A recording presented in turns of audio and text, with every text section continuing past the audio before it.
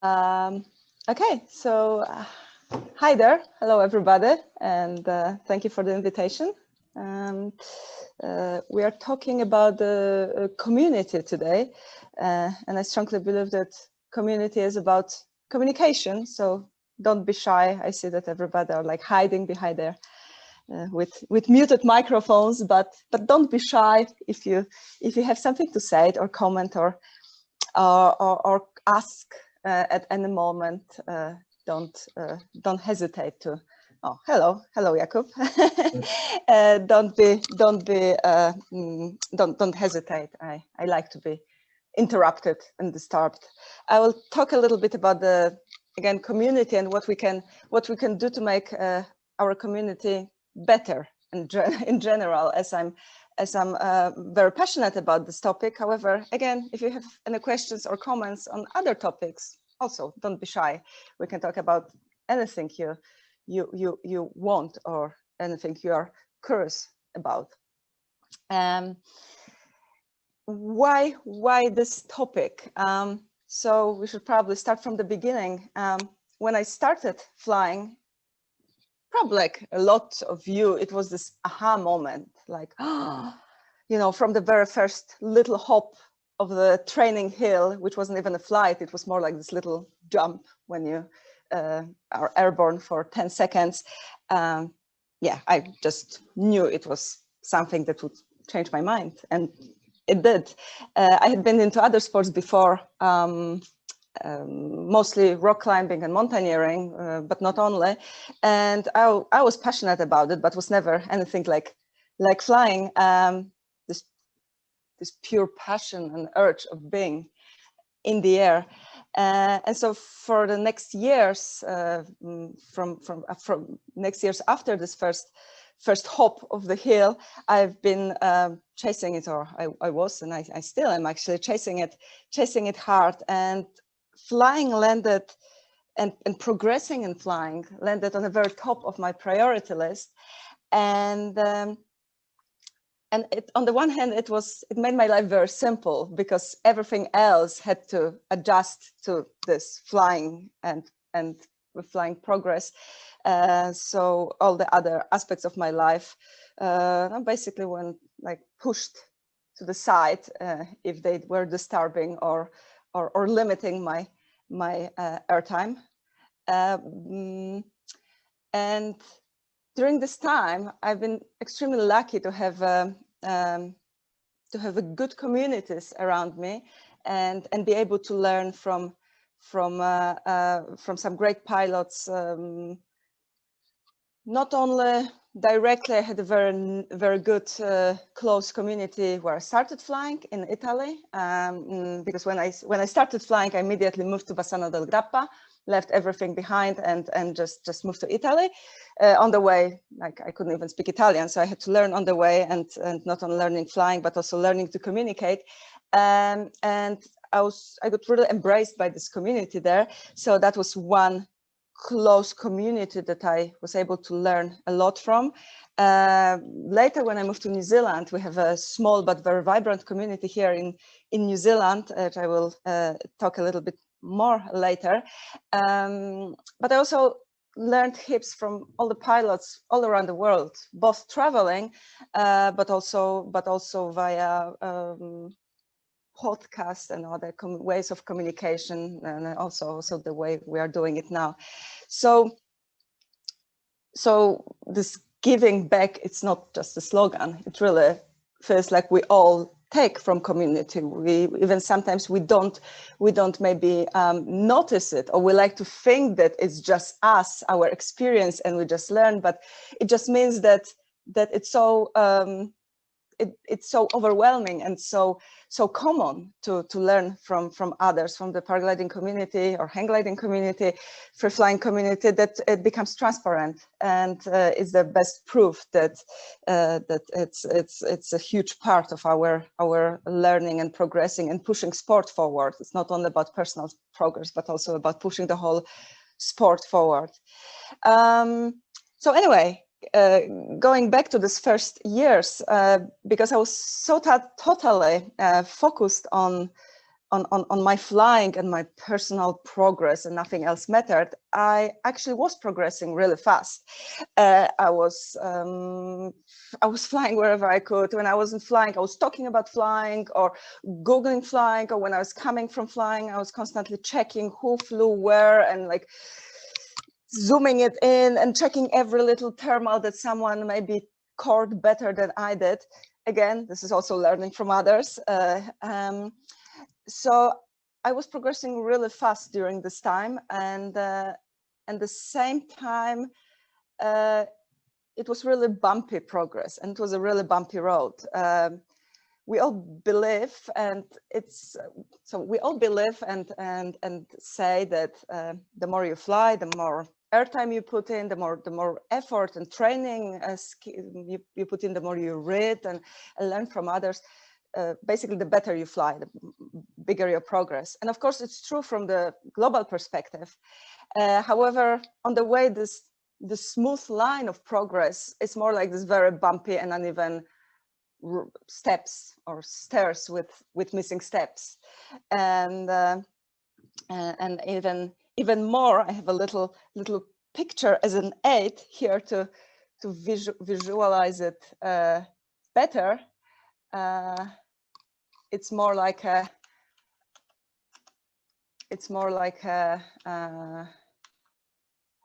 instead of this straight highway to our mastery that we just take, and kilometer after kilometer, day after day, we just cover kilometers.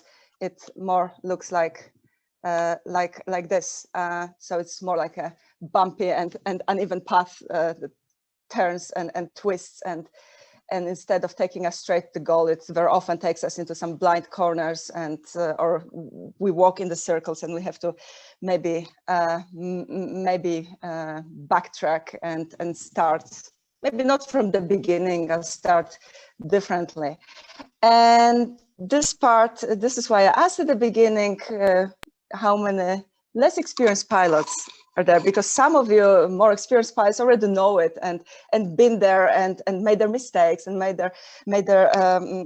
gained all this experience. But for ambitious pilots who are maybe just starting or are not so experienced yet, it can be really frustrating. I remember it was very frustrating for me at this point, because I really wanted to progress, to learn, and then I was constantly some hiccups and some issues on the way. And of course, we can talk about the dynamics of progress later. It's a fascinating topic itself, which I think understanding may really actually help this progress at the end. But what I'm trying to say now is that basically paragliding progress is a very messy process, and it's a crooked journey, and on top of it, it's different for everyone. There's no one good recipe for it, and it takes a lot of, again, time and processing.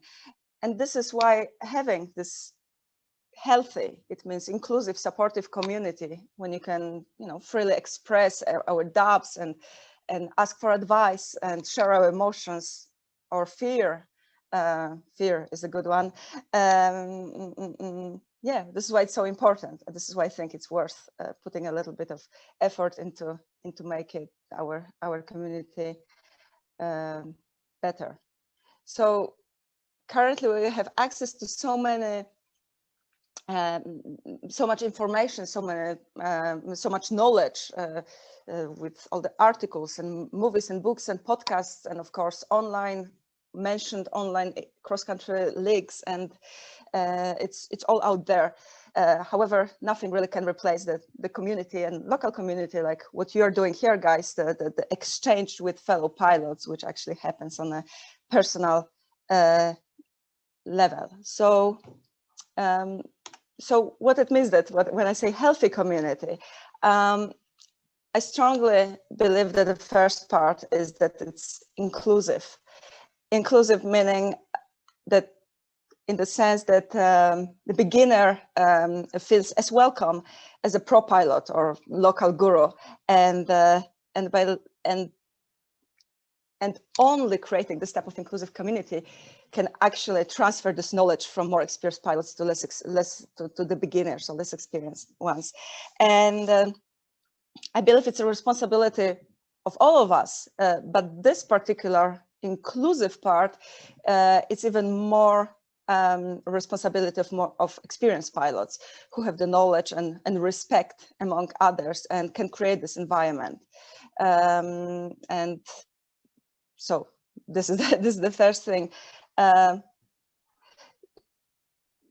Supportive. Yeah, I think one obviously. Of the things there, Kinga, that we would really agree with you. And we've got within the club, we've got a strong team of qualified coaches, and you know, with the advent now of the Club 1830, we can actually match the low airtime pilots up with coaches on the hill in real time, as well as encouraging people to move forwards to go for their full pilot exams, etc. And it's fantastic. And I went to your website and saw all the initiatives you have in your club, and including the Stokes, but also all the coaching initiatives, and not on the couch, but coaching initiatives, and it's fantastic. This is what makes your club so dynamic and big and constantly growing. So I'm just browsing through it because I felt it would be really weird to talk about the good community without really defining what I believe is a good community. But what I would really like to do, I would like to share with you a couple of ideas that for some of you may be very obvious, for some of you may be just a little encouragement to get involved.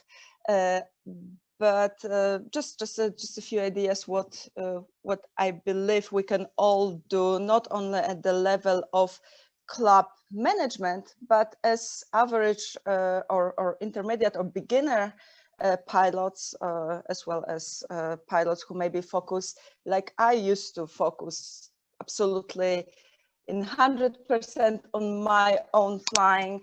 And it took me a while to really understand how, for an average progressing pilot without some very strong management or social work background, how this sharing and experience and time and effort actually means that it's not only that I'm helping community, but also it means that I'm helping myself in a massive way. Because I guess this is what I'm trying to say here, that very often we think about community and work we put or give to the community in some altruistic way, like, oh, it's so nice of you that you do it for the community. But at the same time, it always brings us back even more that we give. This is, I guess, what I'm trying to say here when talking about inclusive, supportive, and open community. So I would like to just share a couple of stray ideas, and then we can talk about more general stuff and other stuff also. So from my side, again, I wasn't born in this way, trying to do various things for the community in the way that I was really focused on myself and my progress as an athlete and pilots, because I wanted to be. I was like, when you asked me at the very beginning of my flying what I wanted to be, I wanted to be great. I wanted to be a great pilot. That was my my idea of a future. I wanted to be a great pilot. Didn't think about anything else. And this greatness was this kind of foggy, some like blur idea what I'm gonna achieve there. And I was rolling like this for a few years, but obviously this is also something to understand when we progress as pilots, that at the beginning, especially when you put time and effort, it's very easy to progress. Easy in the sense that, of course, we put ourselves in some uncertain situations, various things happen on the way because we don't quite know what we are doing yet. This is why coaching and support is so important. But basically, because we start from zero, it's like whatever sport or activity we start, we progress fast because because we are starting from basically from zero. So if you multiply, like if we add to it, it's already a massive difference. And then at some point we start slowing down with this progress, because you can't fly your personal best every day. Maybe if your personal best is 5 kilometers, then you can fly 6, 7, 8, and 10. But when you get to particular airtime and distances and skill level, then it's really, this progress isn't so obvious anymore. And this is the part that for many pilots, including me, was like a little bit of a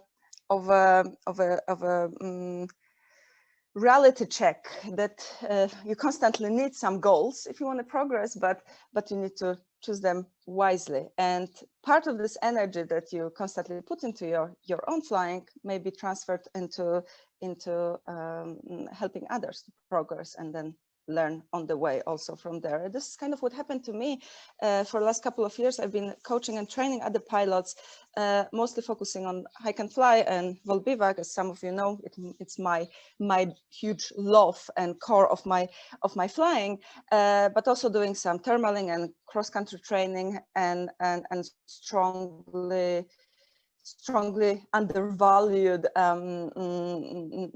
ground handling and what we call technical trainings on the coast, where we practice various tricky takeoffs and landings and slope landings and top landings and yeah, all that keeps us safe close to the ground.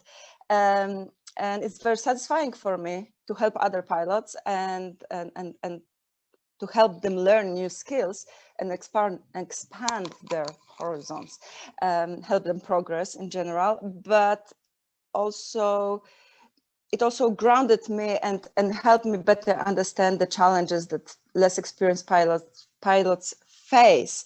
Because once you gain enough airtime, I guess this is the common problem, that once you gain enough airtime and experience, it's easy to forget how it felt when every takeoff made your heart beat faster, and when you were literally never sure if what you were doing was right.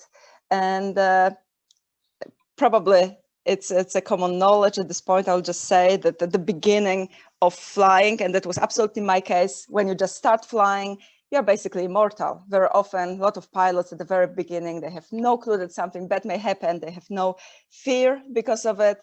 So I was this type of pilot for my first 150 hours.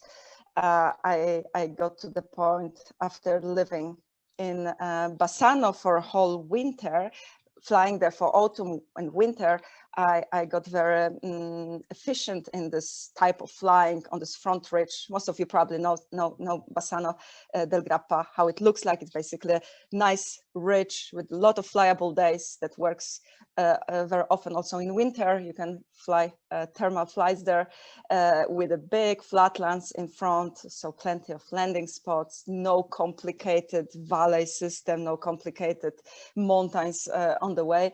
So after flying this area for many months, I got to this point that I was on a day I was flying similar flights at similar distances to well-seasoned local pilots. So I got to this point that I think, oh, so I know so well already. I'm such a good pilot already. I'm so great.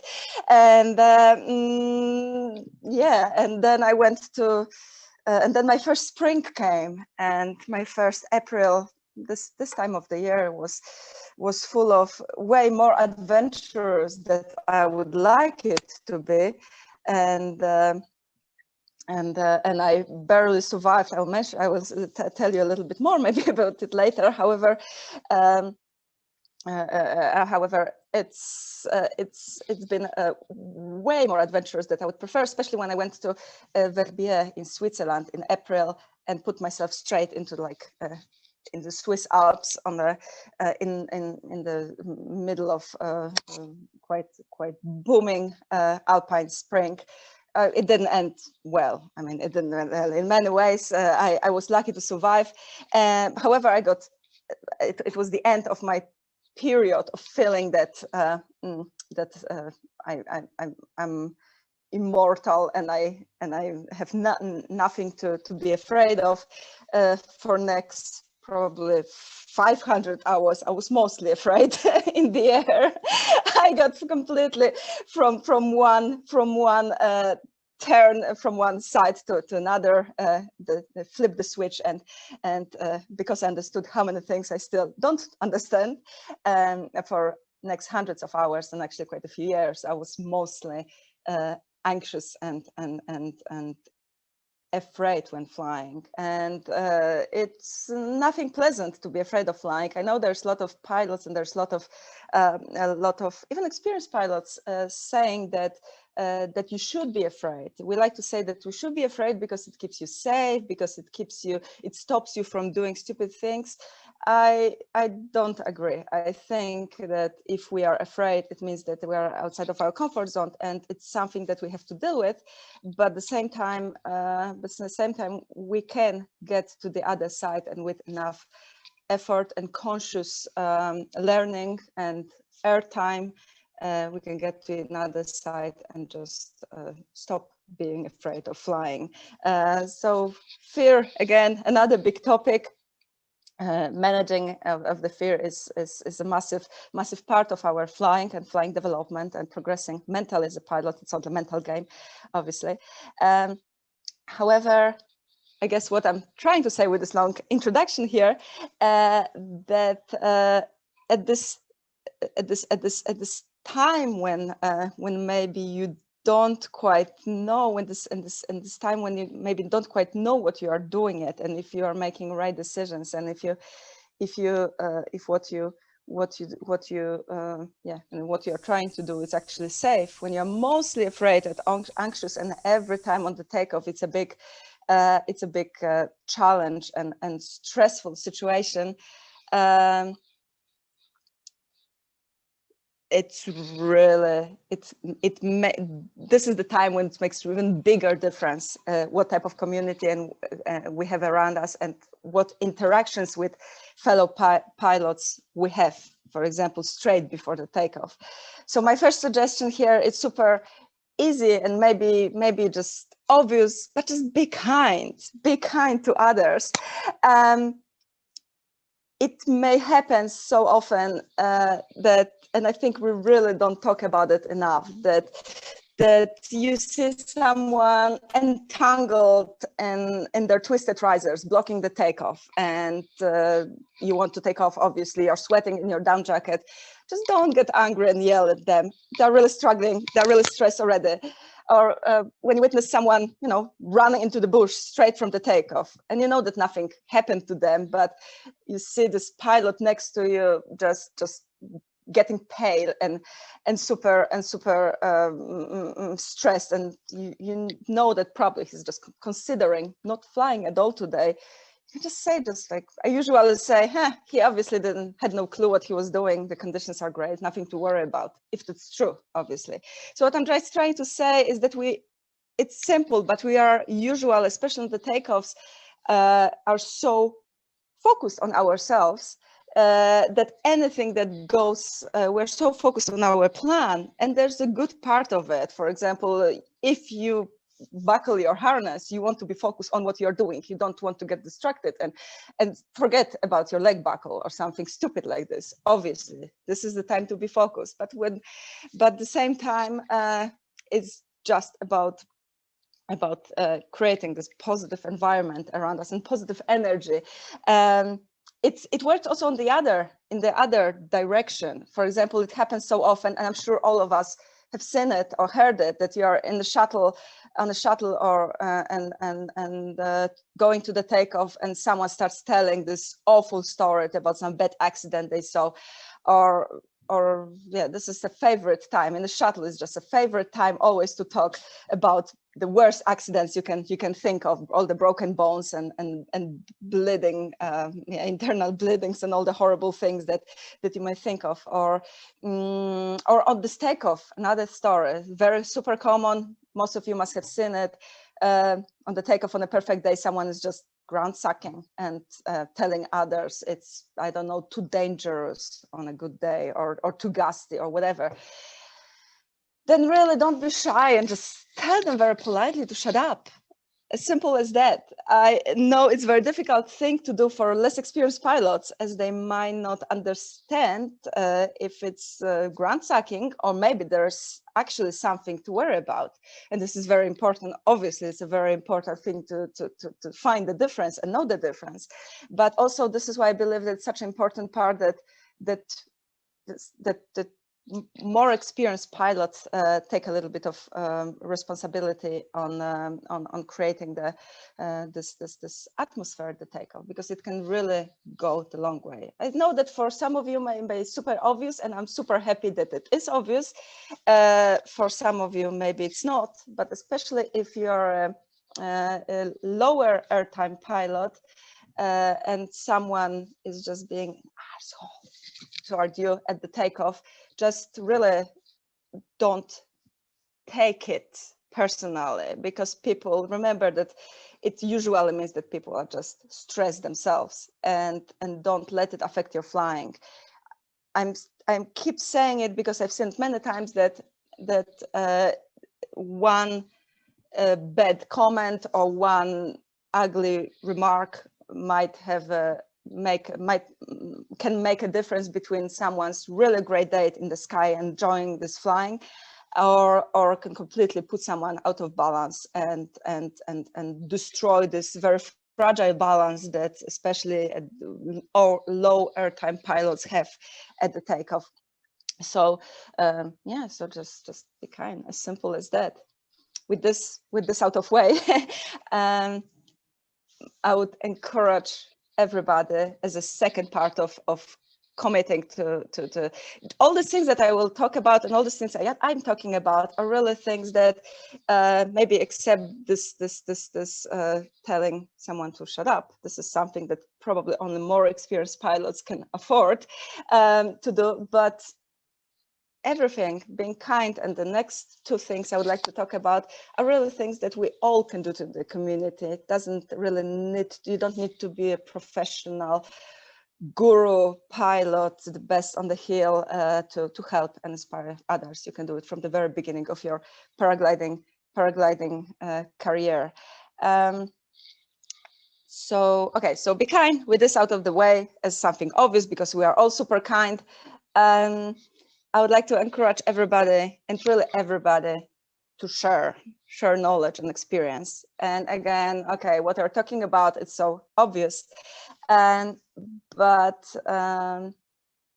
it's actually not in the way that I imagine it can really make the community grow in the best sense. So obviously, we all love to share, don't we? In the evening after flying, in the pub, or during club meetings, and of course online, and through organizing talks, and online when we share on social media. We all have this temptation to always look good on social media and generally in life, don't we? So again, there's nothing bad about sharing that you just flew your personal best and how excited you are. It's definitely something to celebrate, and take your time, celebrate, share it around. There's something to be proud of. However, in my opinion, sharing the mistakes and bad decisions, so the decisions are just lessons, aren't they? Can be even more important. And so for two reasons why sharing mistakes or bad decisions is so important. One is obviously this very nice idea of helping others to avoid your mistakes.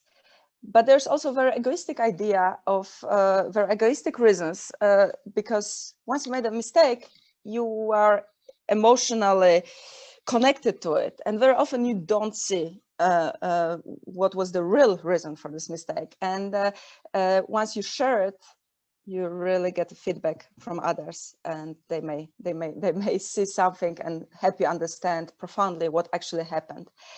So I mentioned my first spring in Verbier and in Swiss Alps. My first spring was very adventurous, as I said, and as there were some things that were already close calls, things that I did, they were already close calls, but some people are just stubborn and dumb enough. I just didn't see this warning signals. I went to Verbier, and basically on the first day there, I crossed the valley, went to low above the trees, over the ridge, and got a collapse and land on a tree.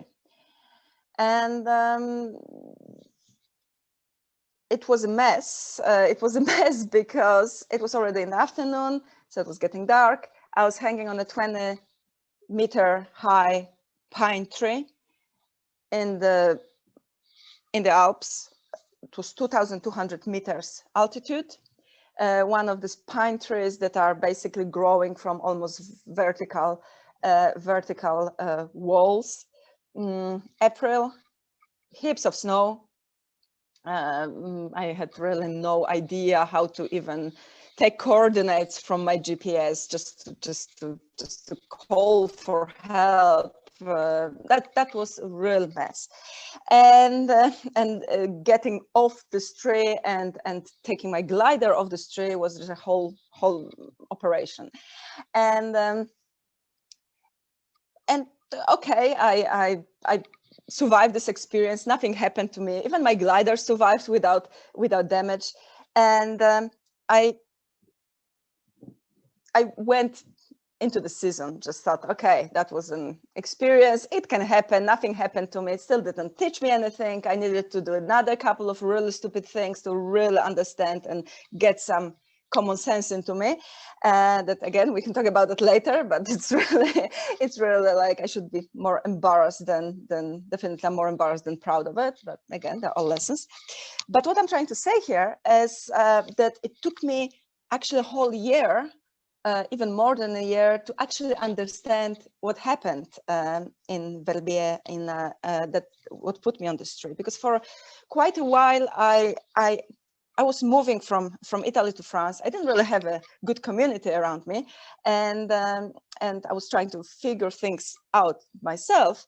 But I think maybe if I did have a good community to get their feedback, maybe I would actually understand. I could understand this story better, because after a while, but again, after many problems, for 300 hours later, and SIV later, I understood what I did there. Not only that, what was the direct reason for landing on the tree. I simply put myself on the lee side of the valley wind, behind the spur. So I was in the lee side of the valley wind. It was turbulent. I was way too low above the trees for the mountains like this. I was still used to this autumn winter flying in Bassano.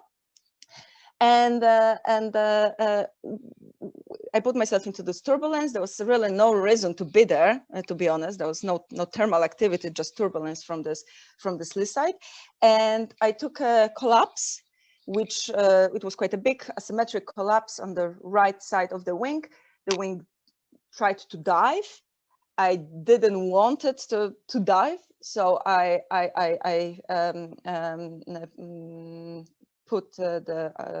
pulled the left brake, and I pulled it just too brutally. Typical overreaction for a collapse. I stalled left side of the wing. It went into a spin, and it put me on a tree. Okay, so understanding it after a long time made me understand better how to react for collapses, where to put there's a lot of lessons that can be learned from this particular adventure, but it took me a long time to get there. And I really believe that if I tell the story to someone experienced, who I wouldn't be ashamed to tell the story to, because this is another topic, of course. This is why one of the aspects of our healthy community is open and supportive, that we are not afraid to share stories like this in the way that will not lose our face, or they will not laugh at us, or whatever else, because there are also communities like this. I'm sure it's not your community, guys, but they are. I've seen them and been there. So I just simply believe that this is a perfect example that a good community around me at this time would really help me progress safely and happily, because I didn't understand how this overreacting put me on the tree. So I did it a couple of times later, again and again, and until I finally understood. Next times weren't so dramatic because I was high above the ground and just released it faster, just understanding, oh, okay, that's not right. But again, it would really help to understand this earlier. All this being said, about sharing mistakes and sharing lessons, we need to be very careful, and this is again more for less experienced pilots, so we have to be very careful with watching all the most dramatic paragliding crashes or situations on YouTube and social media. They're usually the ones that go viral because they're so dramatic. So, you know, you may watch a movie when someone just gets collapsed and it all goes to hell and just goes entangled and twisted and out of rotation, and he throws a reserve and throws it into the canopy, and it's a huge mess, and only by pure luck it lands happily on the tree, and you think, oh my God, this paragliding is not a sport for me, it's way too dangerous, what the hell happened here? So watching things like this without proper comment or analyzing of someone that you trust and someone who is experienced enough to analyze it for you, may be actually more damaging than helpful. Because usually when you have a proper view and you understand what happened, usually it's something very simple, and 9 times out of 10 is just some collapse, and then pilot does all the job to make it worse and worse and worse. So overreacts, then releases in the bad time, then stalls the glider, and doesn't let the thing fly, then throws a reserve, but doesn't really throw it, doesn't look when he's throwing it or she's throwing it. Usually there are guys for some reason, maybe because there's more male pilots, I don't know. And throws it straight into the canopy. They're all pilots' mistakes. So they're all mistakes and situations that we can learn from, but we need to be very, very careful with watching them without proper background or understanding. Or if we watch them as a beginner, just to ask, again, someone that we trust what actually happened there, because especially pilots who not always. Some pilots are just showing it there and are asking for advice, asking what happened, and then they get feedback. We need to be, again, very, very careful about the feedback of pilots who know it all, and there are some anonymous people from the web, because sometimes they write on these forums things that make absolutely no sense. So again, this is why it's so crucial to have pilots you can look up to, and you know that they are not not saying things that make no sense, that just basically know what they're talking about. And this is, again, why having a good, healthy community is so important for us. So not that it doesn't have to be anything so dramatic, obviously. Not that I'm only talking about it. I will show you 2 minutes of my 2 little movies. Maybe some of you saw them, maybe not. They are basically about me as already a relatively experienced pilot. One is from this year, making mistakes and trying things that are not working. And sometimes it's good to try. When it works, then it's great. It's very satisfying. Sometimes it's sometimes it doesn't work, and they're just lessons. So so I will show it to you. However, now I got confused with the amount of, here we go. Yes.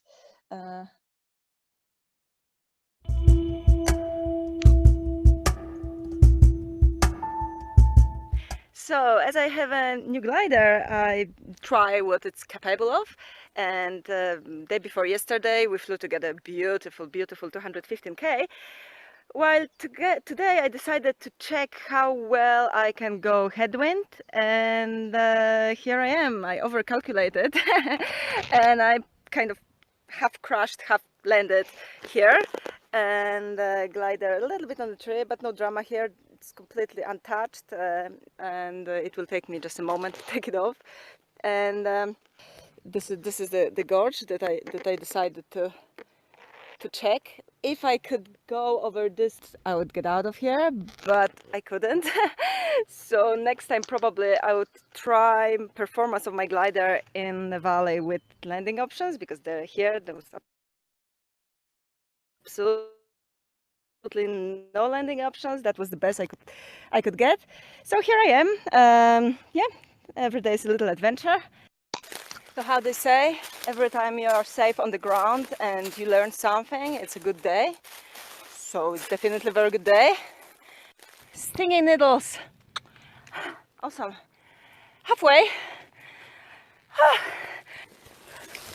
What the hell am I doing here? It was supposed to be a calm day with top landing next to the car. It doesn't look like top landing next to the car. Road. How cool is that? Both ways I can choose. And I came from here. Okay, and That was just fun. 1 minute of another one from this year in New Zealand. That will be a long hike out with no trail.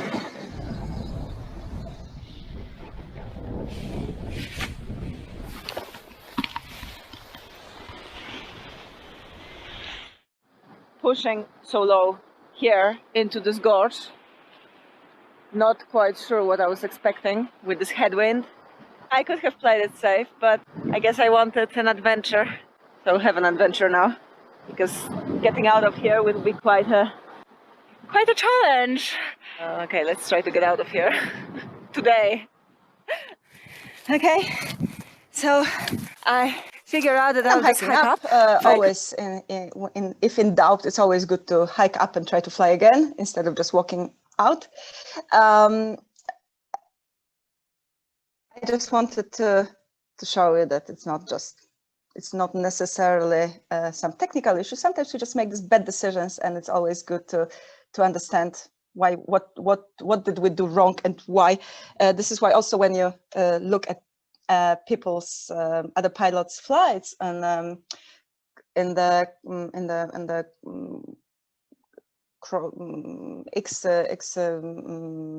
online links, whichever you're using, it's always good to look not only at this most epic flights and the longest and record-breaking flights on the best day, but also on the flights when pilots don't close the triangles or land earlier, and understand where did they land and what happened. And even better if you can always have a look at it on the day, because then you also understand the weather conditions, and it really gives you, even if you weren't able to fly on this day, or you flew a very crap flight, you might get a good idea of what the day was good for and what didn't work during this day, and what maybe what could have get good ideas for the future. And my third suggestion for everyone, and really everyone, is to create an event, organize an event. And I know you guys, you organize quite a lot of various events and sessions and talks, and it's really fantastic.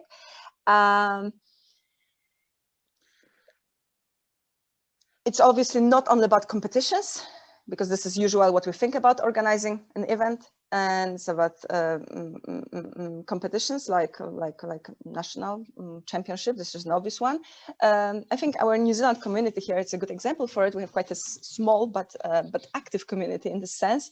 In this small community and this tricky weather, this season we organized nationals, of course, then 4 regional cross-country competitions.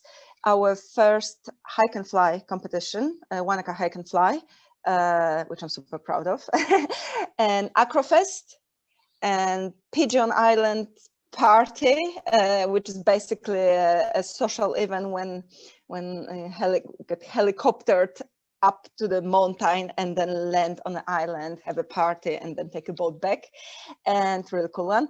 And specialized paragliding, hang gliding, focused trauma simulation weekend.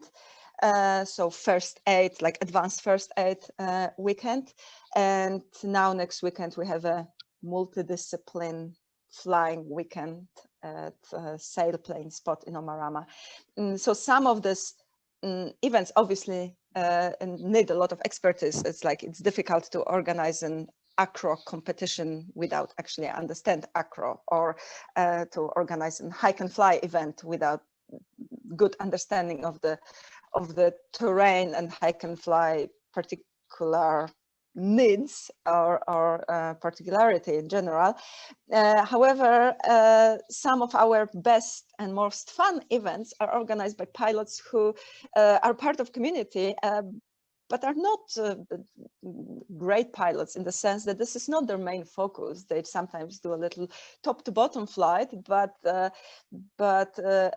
don't push the best cross country or whatever flights, but at the same time organize the best parties. And I guess this is an important part to understand, that that once you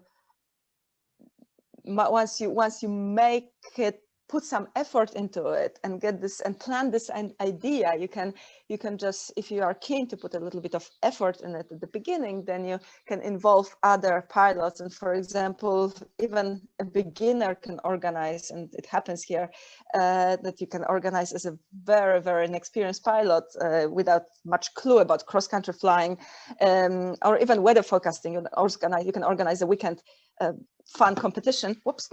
Weekend fun competition, and the same time, sorry, it's just like trying to fall on me. You can organize a weekend competition, and then just like ask more experienced pilots to help you with weather forecasting and to help you with the task setting, and that's as simple as that.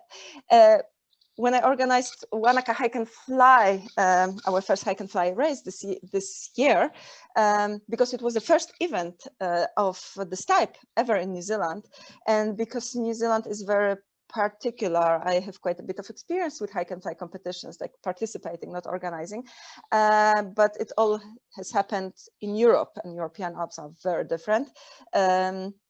So New Zealand logistics with basically no roads and no cell phone coverage was obviously needed a lot of different type of planning and safety management planning. So it was so much work and so much stress, and then we got this, like, we went under lockdown, and there was like so much drama on the way. But this event, what's actually happened, this event created so much awesome energy, and it was so intense and fun, and people at the end were so like exhausted and glowing. I'm not often really happy with myself, but here the fact that we were able to build it from scratch was extremely satisfying, and I'm very proud that we were able to build this event, and we'll do it again. So if you ever think of coming to New Zealand next year, come to our competition. So I guess what I'm trying to say here is that when we talk about giving to community, you give your time and energy, and you share your knowledge, and knowledge that might have taken you a long time to gather and process, but you don't just give it away and lose it. You get in a return of feedback and positive energy and friendship, and just truly supportive community, which will be there for you the same way that you are there for them. And again, I know that some of you here are very active members of local and global free flying community. And for those of you who aren't yet, I would really like to encourage all of you to give it a thought and ask yourself, what can I give to the community? In the sense, what unique resource or quality I have. And obviously, it may be flying skills and knowledge and experience, of course. This is the thing that comes to our mind. But it might be also your great writing skills, or drawing, or taking pictures or videos, or editing, or unique way of telling stories, or analytical mindset, if you're good with numbers and statistics, or psychological knowledge, or simply organizing the best parties, or cooking. This is really incredible. Nothing brings pilots together like a good meal, and we can all have, so we all have something to give, and in return we will always get back more than we actually give.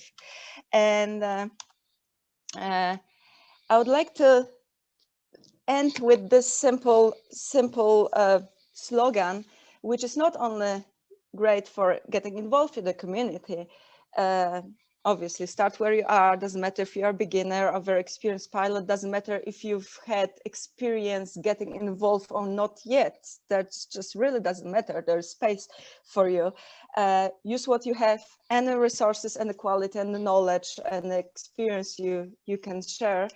And just do what you can, because we all can we all can add value to the community. However, I would like to leave you with the slide, because this is basically what I usually, it's usually my checklist also on paragliding, on flights, on vol-bivac, hike and fly, racing. It's a really, in my opinion, very good universal checklist. Let's say in vol-bivac, start where you are, you're already there, see if what you can do with this place. Use what you have, topography, wind conditions, this is what you have to play with, and simply do what you can, and don't plan for the best, plan for the worst. The result will be usually somewhere in between. Just be ready for everything, don't expect anything. The same for cross-country flight. I think you can get the picture that it's quite a universal part, and it keeps you centered. Start where you are, use what you have, do what you can. You are crossing the valley on the cross-country flight. You are struggling in the trying to find the next thermal. That's yeah. We can talk about it later if you want. If not, just I would leave you with this. Yeah. Kinga, that is fantastic, and I think a lot of the words that that you said there, oh, hello, can you hear me? Yeah, we can hear you. Here, sorry, I wanted to make a larger. Yeah, sorry.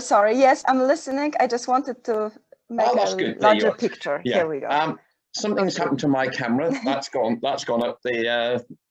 It's gone over the ridge behind somewhere my camera has. But Kinga, I would just like to really thank you for that. And a lot of the things you said there really embrace the ethos of the Thames Valley Club.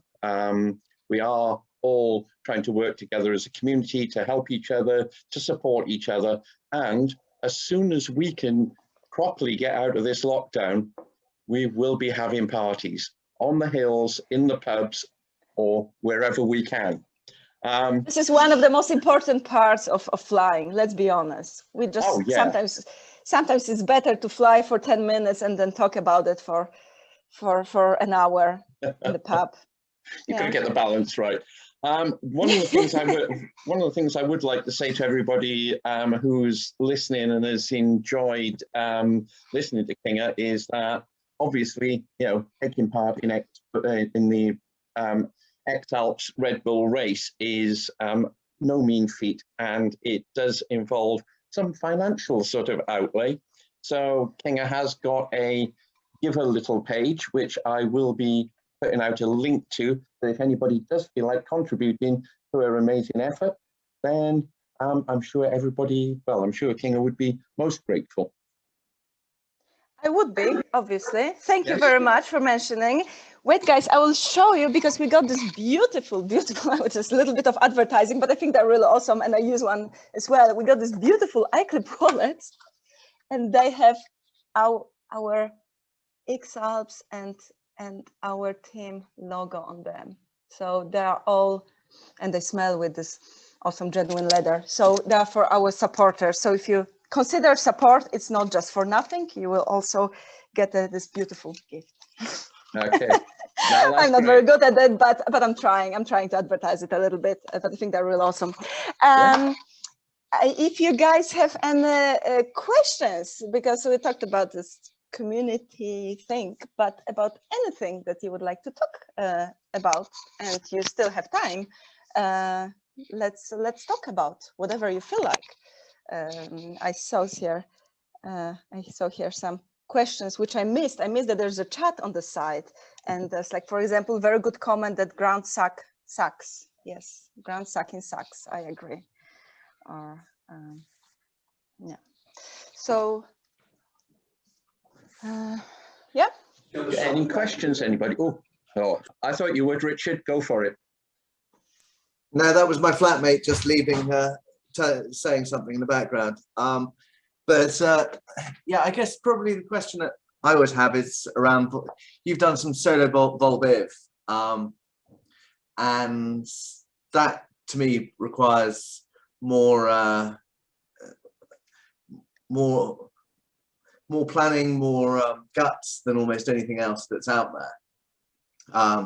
When you've been doing that, how have you sort of, you showed your sort of slightly amused state after you'd crashed into a tree and gotten away with it. How do you sort of keep a positive mindset when the weather goes against you, when you're in the middle of nowhere? How do you keep yourself motivated, I guess the question, because I know it can be quite easy to say, "I'll sod this," and go and get a taxi. Well, it might not be where you are. You already kind of answered part of this question, because in New Zealand it's basically, once you're there, you just haven't got much choice. You need to deal with the conditions. I like so obviously you're asking about my personal experience. I'm not saying that's a good recipe for everyone, but this is how I usually make these big progress steps, not only in my flying, but with anything I'm doing. I dream something that it's really big to the point that it scares me. And when I just came to New Zealand, I flew my first cross-country flight in the Southern Alps, and I looked to the horizon from a cloud base, and there was just this sea of mountains without any roads, just with these wild rivers to cross and glaciers, and I got mesmerized. They were so different to European Alps, so wilder, even if not higher, but so wilder, and they felt really scary. And usually when something scares me, I really like to investigate it in the way that sometimes we get scared by the things that there's no logical reason to be scared with. For example, this. It wasn't so much that I was afraid that I will, that the mountains weren't bigger than the mountains that I flew in the Alps. But because they were wilder, they touched something in me that that was very difficult to grasp for me at this point. So I started digging in it. And the more I was digging in it, the more I understood that what I'm really afraid of is not so much flying in the mountains, but more being alone in the wild mountains. And again, I started investigating it, because why exactly am I afraid of being alone in the mountains? Why exactly am I afraid of spending a night alone in the mountains? And it touched in my personal story of who I am in general. And I thought it's something that I shouldn't be afraid of, because, for example, spending night in the New Zealand Alps, it's really not dangerous. I mean, we don't even have any predators. We have kiwi birds and kias. I mean, there's not even anything that can bite you, you know? So there's really no actual reason to be afraid of it. And usually various things that scare me like this, they mean that they're really touching something that it's blocking me from progress, or from touching something who I am. My story with X-Alps was kind of similar. For a long time, I wanted to do my first X-Alps, but obviously I didn't feel ready. When I qualified for the first time, I was flying for like not even 5 years. And obviously, I mean, obviously, that's true, I wasn't ready. But can you ever be ready? You compare yourself and you compete with some of the best professional pilots in the world. I mean, you will never be ready, yeah? But to actually spend some, I needed actually lock myself in the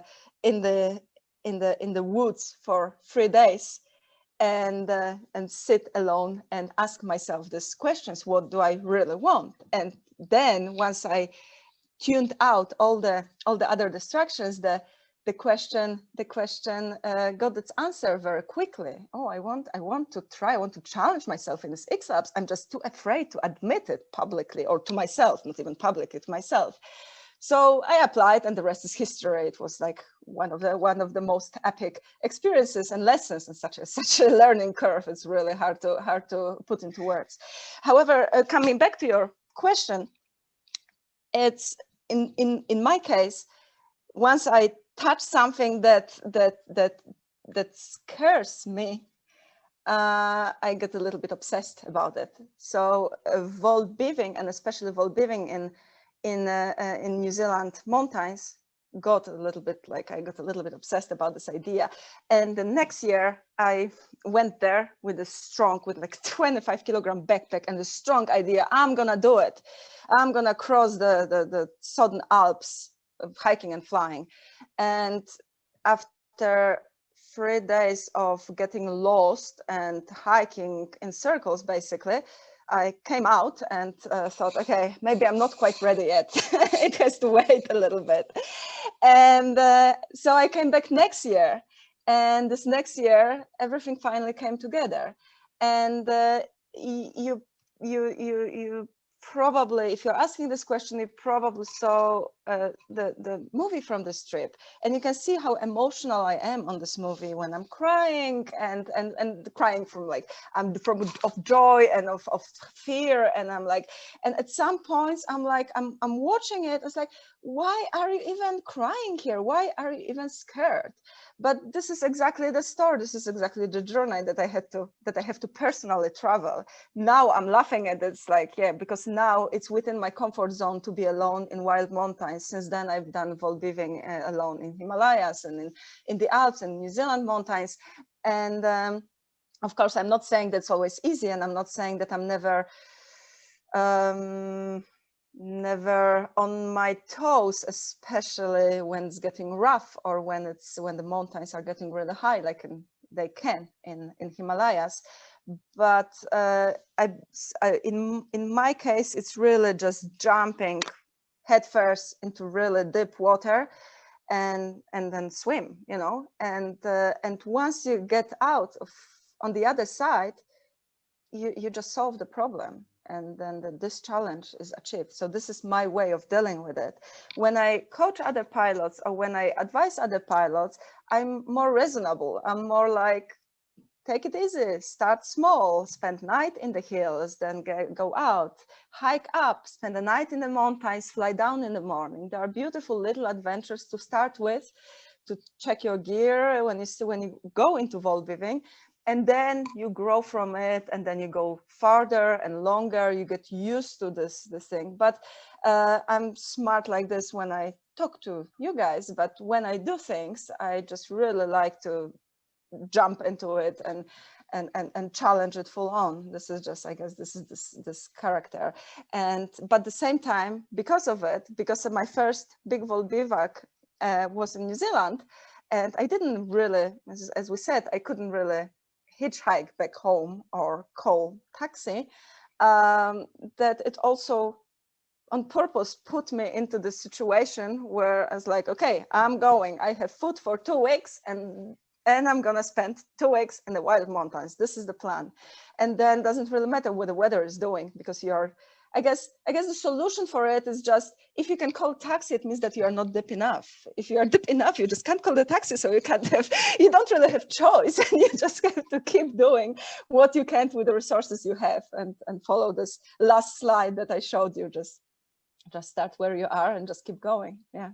I don't know if it really answers the question, but this is what personally what I do. Thank you. Yeah, there you go, Richard. Stop calling taxis.